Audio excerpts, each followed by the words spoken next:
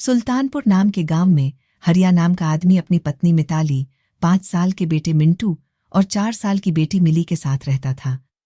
हरिया का अपना एक मटर का खेत था। उसके खेत के मटर बड़े ही मीठे हुआ करते थे। गांव में सबको बड़े पसंद आते थे। सभी उसी की मटर खरीदना पसंद करते थे। एक रोज इस बार की फसल बहुत अच्छी हुई है और अच्छी कमाई हुई तो मैं अपने पूरे घर की मरम्मत करवाऊंगा और घर में नया बिस्तार भी लाऊंगा ताकि तुम्हें जमीन पर ना सोना पड़े। भगवान करे आपका काम यूं ही चलता रहे और आप खूब तरक्की करें और हम अपने बच्चों का प्राइवेट स्कूल में दाखिला करवा सकें। सच कहा तुमने, बस थोड़ा पैसा और कमा लूं तो बड़ा सा खेत खरीदूंगा, फिर उसमें मटर की खेती और बढ़ा दूंगा और शहर में जाकर बेचूंगा। अच्छा, आज मुझे मटर की कटाई भी करनी है तो मैं चलता हूँ। आज तो काफी सारी कटाई करनी है तो मैं भी खेत में आपके साथ चलती हूँ। हरिया और मिताली खेत चले जाते हैं। उसके खेत के बगल में ही उनके पड़ोसी जितेंद्र का भी खेत था, लेकिन उसके खेत में मटर की फसल बिल्कुल भी अच्छी नहीं थी, जिस कारण वो हरिया का खेत देखकर जलता था। हम दोनों का खेत आसपास में ही है, फिर इसकी खेत की फसल इतनी अच्छी और मेरी इतनी खराब। जरूर इसी में कुछ उल्टा सीधा किया होगा मेरे खेत के साथ, तभी मेरे खेत की फसल इतनी अच्छी नहीं हुई। जितेंद्र मन ही मन यह सब सोच ही रहा था, तभी वह देखता है कि हरिया के पास एक व्यापारी आता है। हरिया, इस बार तो तुम्हारे खेत की फसल बड़ी अच्छी हुई है। इस बार मुझे 100 किलो मटर चाहिए। अगर तुमने किसी और को नहीं बेचा है तो इसमें से 100 किलो तुम मुझे दे दो। ठीक है साहब, वैसे भी इस बार मेरे खेत में पूरे 250 किलो की खेती हुई है। ठीक है, फिर 100 किलो मुझे भेजवा देना और चाहिए होंगे तो बता दूंगा। ये कहकर सेठ जाने लगता है। तभी जितेंद्र, सेठ जी, जरा मेरे खेत की फसल के मटर भी ले लीजिए। अच्छा, पहले टेस्ट तो करवा अपने मटर। जितेंद्र उसे मटर खाने को देता है, लेकिन जैसे ही सेठ मटर को छकता है तो बुरा सा मुंह बनता हुआ कहता है, माफ करना, लेकिन मैं तुमसे यह मटर नहीं खरीद सकता। ये तो बड़े ही बेस्वाद हैं। ऐसे तो मुझसे कोई भी ग्राहक नहीं खरीदेगा। अच्छा, मैं चलता हूं। ये कहकर वो वहां से चला जाता है। तभी जितेंद्र हरिया से, तुम्हारे कारण मेरे खेत की फसल बिक्री नहीं हो पाई। हम दोनों के खेत आसपास है, लेकिन इसके बावजूद भी मेरे खेत की फसल अच्छी नहीं हुई। इसका मतलब तूने जरूर मेरे खेत की फसल खराब करने के लिए कुछ डाला है। ये आप कैसी बातें कर रहे हैं? मैं ऐसा क्यों करूंगा और मैं ऐसा क्यों चाहूंगा? बस बस, अब ज्यादा भोला बनने की कोशिश मत करना। मैं जानता हूं तुमने ही कुछ किया है ताकि मेरे खेत की फसल खराब हो जाए और सब तुमसे ही मटर खरीदें। मैं कुछ कह नहीं रहा, इसका मतलब यह नहीं कि तुम कुछ भी बोलोगे। मैंने पूरी ईमानदारी से अपना काम किया है। ना तो मैंने कभी किसी का बुरा किया है और ना ही कभी किसी का बुरा सोच सकता हूं। जितेंद्र भाई साहब, आप जो भी सोच रहे हैं वह गलत सोच रहे हैं। इसके अलावा हम अपनी सफाई में कुछ भी नहीं कह सकते।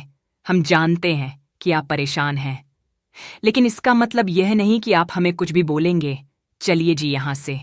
जितेंद्र की बात सुनकर दोनों को बहुत बुरा लगता है।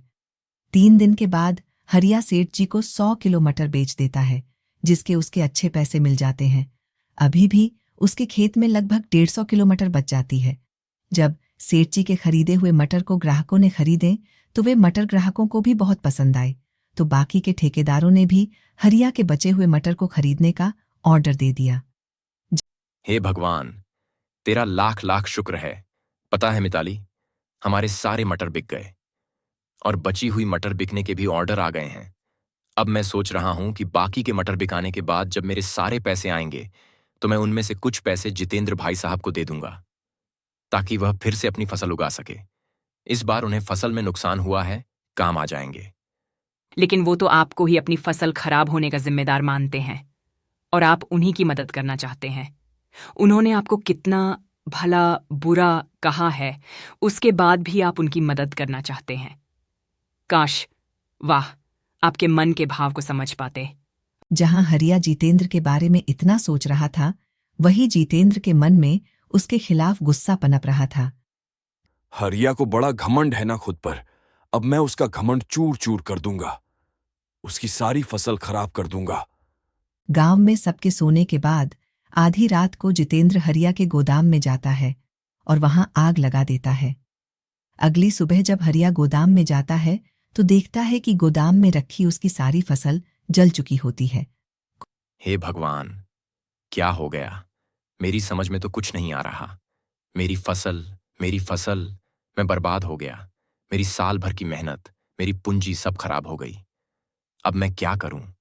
कुछ देर बाद हरिया अपने घर लौट आता है और अपनी पत्नी को सारी बात बताता है। उसकी पत्नी उसे समझा बुझाकर किसी तरह शांत करती है। आप हिम्मत मत हारिए जी, सब ठीक हो जाएगा। हम फिर से मेहनत करेंगे। भगवान जी है ना, वह सब ठीक कर देंगे। आप परेशान मत होइए। अगले दिन हरिया फिर से अपने खेत में मटर के बीज बोने जाता है तो देखता है उसका खेत हरे भरे मटर की फसल से लहलहा रहा है। यह देखकर वह हैरान हो जाता है। उसे तो अपनी आंखों पर यकीन ही नहीं होता है। ये कैसे हो सकता है? मेरे खेत में हरी भरी फसल कैसे उग गई? मैं कोई सपना तो नहीं देख रहा ना? नहीं, ये कोई सपना नहीं है, ये हकीकत है। जरा यहाँ देख, मैं हूँ जादुई मटर। हरिया ने देखा कि उसके सामने एक मटर खड़ी है जिसके 2 हाथ और 2 पैर हैं और वो बोल भी सकती हैं। अरे तुम कैसी मटर हो जिसके हाथ पैर भी हैं? मैं एक जादुई मटर हूँ और यहाँ पर तुम्हारी मदद के लिए आई हूँ। सब्जियों के लोग से कुछ समय पहले मैं तुम्हें देख रही थी। तुम्हारी पड़ोसी ने तुम्हें कितना गलत कहा, लेकिन फिर भी उल्टा तुमने उसकी मदद के बारे में सोचा। लेकिन जब उसने अपनी जलन के चलते तुम्हारी फसल में आग लगा दी तो मुझसे रहा नहीं गया। मैं तुम जैसे नेक इंसान को इस तरह मुसीबत में नहीं देख सकती, इसलिए मैं तुम्हारी मदद करने चली आई। तो ये आग जितेंद्र भैया ने लगाई कोई बात नहीं है। अरे मटर, मैं चाहता हूं जैसे तुमने मेरे खेत को हरा भरा कर दिया, ऐसे ही तुम उनके खेत को भी हरा कर दो। ये कहकर तुमने तो मेरा दिल ही जीत लिया। अगर तुम ऐसा ही चाहते हो तो ठीक है, मैं तुम्हारे कहने पर उसके खेत में भी हरे भरे मटर की जादुई फसल की पैदावार कर दे। पीछे खड़ा जितेंद्र यह सब सुन रहा था और उसे अपनी करनी पर बड़ा पछतावा हो रहा था। वह हरिया के पैरों में गिड़गिड़ाकर उससे माफी मांगता है। मुझे माफ कर दे मेरे दोस्त, मैंने तेरे साथ कितना गलत किया, लेकिन फिर भी तू बहुत ही नेक दिल इंसान है रे। हरिया ने उसे माफ कर दिया और उसे गले से लगा लिया। अब उसे दिन के बाद से कभी भी हरिया की जादुई मटर की फसल खत्म नहीं हुई और उसके मटर पहले से भी ज्यादा टेस्टी हो गए, जिससे उसकी बिक्री अब कई गुना बढ़ गई और कुछ ही समय में वह बहुत अमीर हो गया।